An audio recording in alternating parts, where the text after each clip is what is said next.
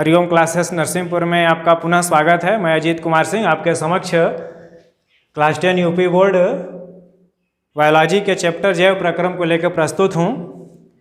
जैव प्रक्रम live process यानी व्हाट इज लाइव प्रोसेस, जैव प्रक्रम क्या है, वे इसके बारे में हम थोड़ा समझते हैं।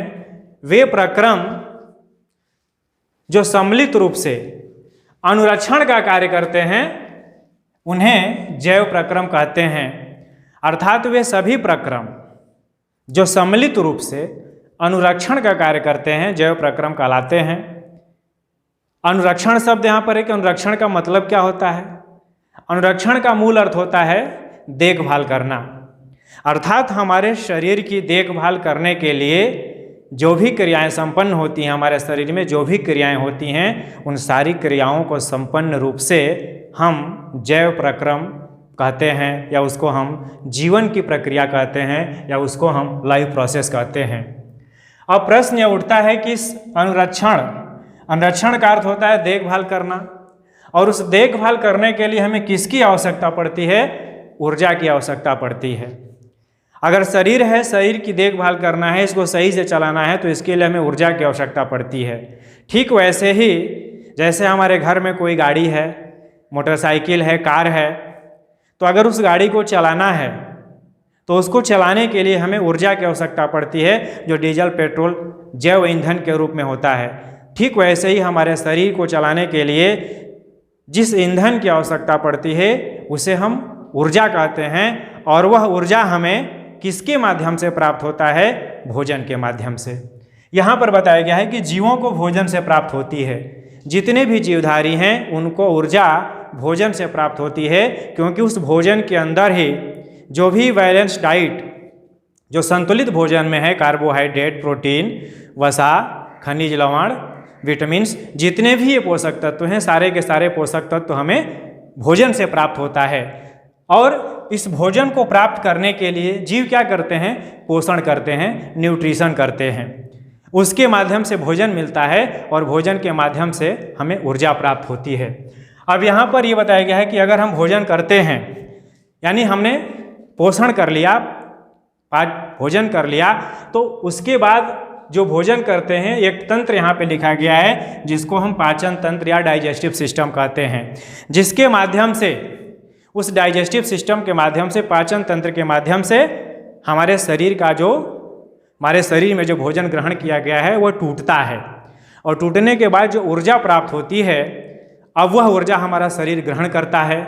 लेकिन जो भोजन हम ग्रहण करते हैं उस भोजन को तोड़ने के लिए, उसका ऑक्सीकरण करने के लिए हमें ऑक्सीजन की आवश्यकता पड़ती है, क्योंकि जब तक हमें ऑक्सीजन नहीं प्राप्त होगा हम जो भी खाना खाएंगे हमारा खाना पचेगा नहीं, वह सरल अवयवों में नहीं टूटता है। और उस ऑक्सीजन को प्राप्त करने के लिए प्रकृति ने जो हमारे शरीर में व्यवस्था की है उसको हम कहते हैं श्वसन तंत्र, that is the respiratory system.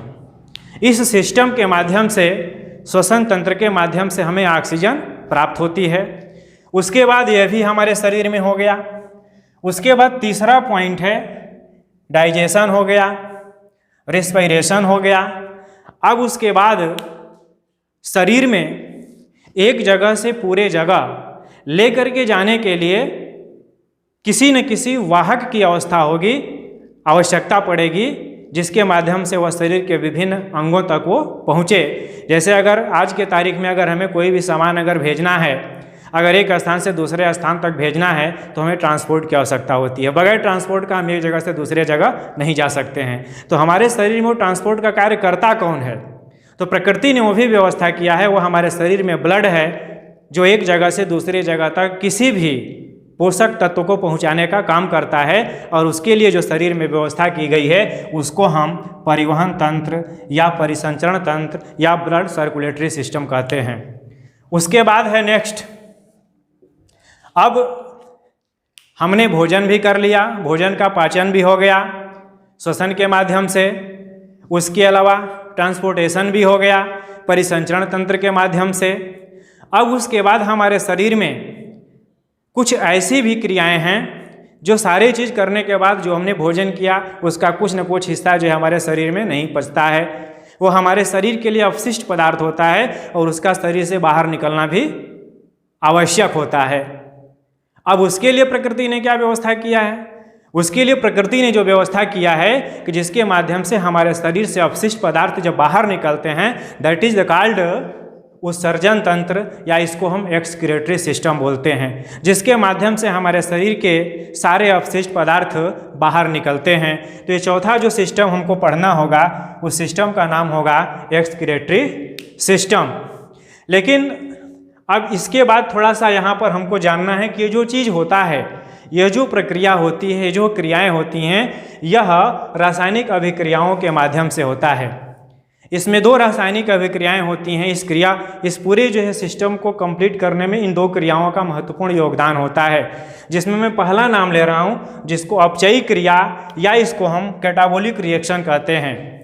अपचयी क्रिया, कैटाबोलिक रिएक्शन, इसका मतलब यह होता है कि हम जो भी भोजन ग्रहण करते हैं, चाहे वो कार्बोहाइड्रेट हो, प्रोटीन हो, मिनरल्स हो, विटामिन्स हो, यह जो भी पोषक तत्व होता है जो हमारे शरीर में पहुंचता है, वह सरल, वो जटिल कार्बनिक यौगिक होता है।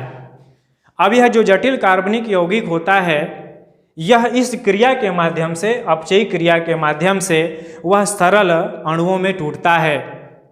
तो सरल अणुओं में टूटता है और उसके लिए हमारे शरीर में जो प्रक्रिया है वह पाचन और श्वसन, ये 2 तंत्र होते हैं जो इस क्रिया का उदाहरण है, जिनके माध्यम से जटिल कार्बनिक यौगिक सरल जो है कार्बनिक अणुओं में वो टूट जाता है।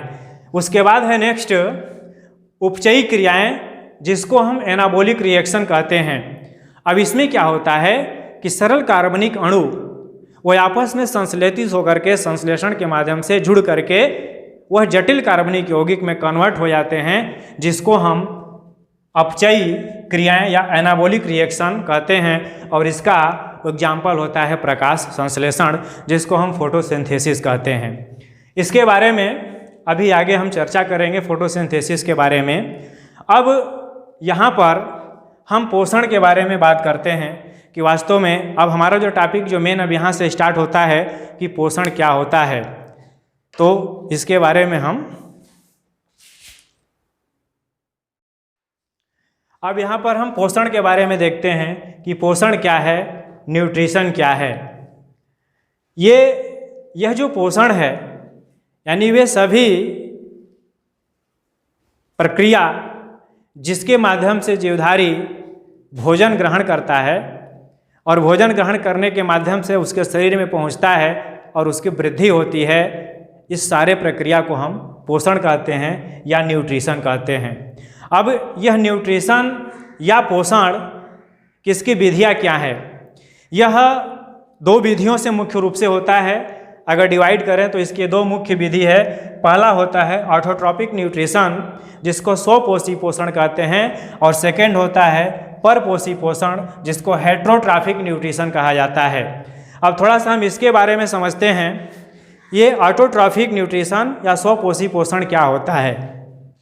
प्रकृति में जितने भी पेड़ पौधे हैं जो हरे हैं, जो अपना भोजन स्वयं बना लेते हैं, या वे जीवधारी जो अपना भोजन स्वयं बना लेते हैं, उन्हें हम स्वपोषी पोषण कहते हैं या उनको हम स्वपोषी भी कहते हैं। उनके माध्यम से जो पोषण होगा उस पोषण को हम स्वपोषी पोषण कहते हैं, और ऐसे जीवधारियों को स्वपोषी ऑटोट्रॉफ्स कहा जाता है। अब इसमें उदाहरण है हरे पौधे, कुछ बैक्टीरिया जीवाणु हैं जैसे साइनोबैक्टीरिया हैं, जो अपना भोजन वो स्वयं बनाते हैं। पूरी सृष्टि में यही ऐसे जीव हैं जो अपना भोजन स्वयं बना सकते हैं, अदरवाइज पूरी सृष्टि में ऐसा कोई दूसरा जीवधारी नहीं है। अब यहाँ पर एक समीकरण लिखा गया है जिसके माध्यम से हम थोड़ा सा समय लेके बताएंगे। 6CO2 + 12H2 इक्वल टू, यहाँ पर सूर्य का प्रकाश सनलाइट, नीचे पढ़ा क्लोरोफिल, C6H12 वो 6 + 6H2O + 6O2, यहाँ पे ऑक्सीजन निकल रही है। यह एक ऐसी अभिक्रिया है, इस अभिक्रिया के माध्यम से ही यह हमारी पूरी सृष्टि अनवरत गति से चल रही है। ये क्या करते हैं, हरे पेड़ पौधे यह वायुमंडल से कार्बन डाइऑक्साइड और ये जड़ों के माध्यम से पानी, यह दोनों लेकर के सूर्य का प्रकाश, इसी सूर्य के प्रकाश को एब्जॉर्ब किया जाता है, कैप्चर किया जाता है और पौधों के अंदर उनकी जो पत्तियां होती हैं जिनका रंग हरा होता है, एक पिगमेंट होता है जिसको हम पढ़हरी में क्लोरोफिल कहते हैं, इनकी मदद से ये पौधे इस ग्लूकोज का निर्माण करते हैं और यहीं पे कार्बन डाइऑक्साइड सारी ऑक्सीजन रिलीज होती है और यहीं ऑक्सीजन वायुमंडल में रिलीज होती है तो हमारे वायुमंडल का जो इक्विलिब्रियम है, जो साम्यावस्था है, बरकरार रहती है, अदरवाइज प्रदूषण और बढ़ता जाएगा। तो ये स्वपोषी पोषण के माध्यम से होता है। अब यहाँ पर हम देखते हैं परपोषी क्या होता है। परपोषी पोषण हेटेरोट्रॉफिक न्यूट्रिशन जिसको कहते हैं, यह 3 तरह से होता है। पहला है मृतोपजीवी पोषण, परजीवी पोषण, प्राणी संभोजी पोषण। मृतोपजीवी पोषण जिसको हम सैप्रोफिटिक न्यूट्रिशन कहते हैं। अब इसके बारे में समझते हैं कि मृतोपजीवी किसे कहते हैं।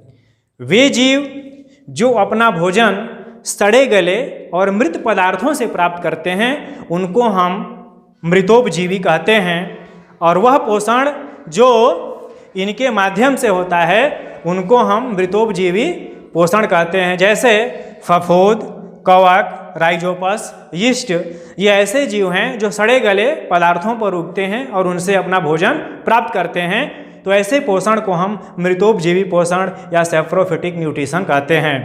दूसरा है परजीवी पोषण जिसको हम पैरासिटिक न्यूट्रिशन कहते हैं। अब परजीवी क्या होता है? पर का मतलब दूसरा होता है, यानी ऐसा जीव जो भोजन प्राप्त करने के लिए दूसरे जीव के ऊपर निर्भर करता है या वह जीव जो भोजन प्राप्त करने के लिए दूसरे जीव पर आश्रित होता है उसको हम परजीवी या पैरासाइट कहते हैं और ऐसे पोषण को हम परजीवी पोषण कहते हैं। जिसमें यहाँ पर एक उदाहरण दिया गया है अमरबेल।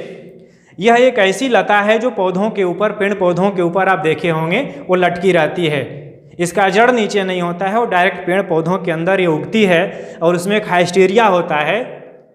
वो पोहे क्या करते हैं, उस पौधे के अंदर उसको धंसा देते हैं और वहीं से भोजन का वो चूसते हैं। जो पेड़ पौधों के अंदर जो जाइलम और फ्लोएम होता है जिससे पानी और भोजन का परिसंचरण होता है और उसी के माध्यम से वो खींच लेते हैं, सकिंग कर लेते हैं। तो यह अमरबेल है।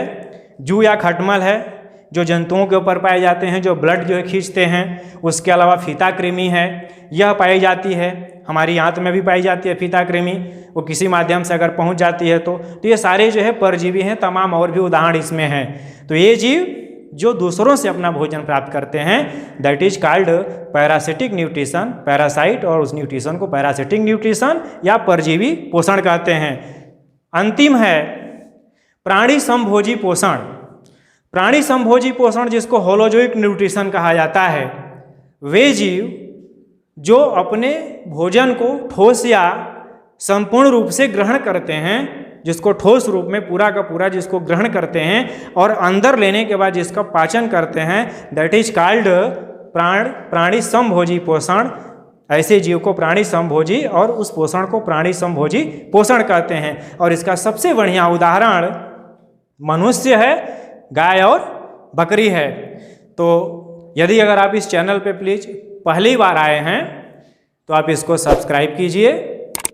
अगर यह वीडियो आपको अच्छी लगती है तो लाइक कीजिए और कमेंट बॉक्स में अपने विचार अवश्य लिखिए। और जैसे ही आप नोटिफिकेशन का बटन दबाएंगे, जो भी इसके चैप्टर के आगे जो भी वीडियो आपको दी जाएगी एक एक करके क्रम से आपके पास पहुंचेगी। धन्यवाद।